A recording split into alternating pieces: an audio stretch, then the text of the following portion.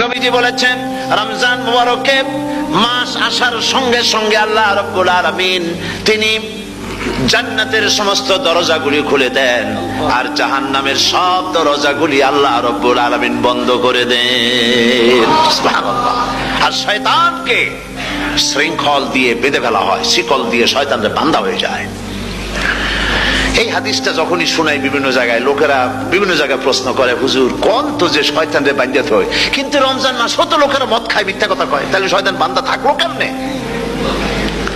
আমি বলি দেখেন, এর ব্যাখ্যা আছে। এর ব্যাখ্যা হলো এই, কোন কোন ঘড়ি আছে একবার চাবি দিলে 6 মাস চলে, আর একবার চাবি দিলে 2 বছর চলে, আবার চাবি দিলে লাইফ চলে যায়, এরকমের ঘড়িও আছে। কোন কোন মানুষের শয়তানে এমন চাবি দিছে যে চাবিতে 6 মাস চলে, কোনটায় 10 মাস চলে, কোনটায় বছর চলে। রোজার মাসেও যারা গুনাহ করে শয়তানে এমন চাবি দিছে যে রোজার মাসেও বন্ধ হচ্ছে না।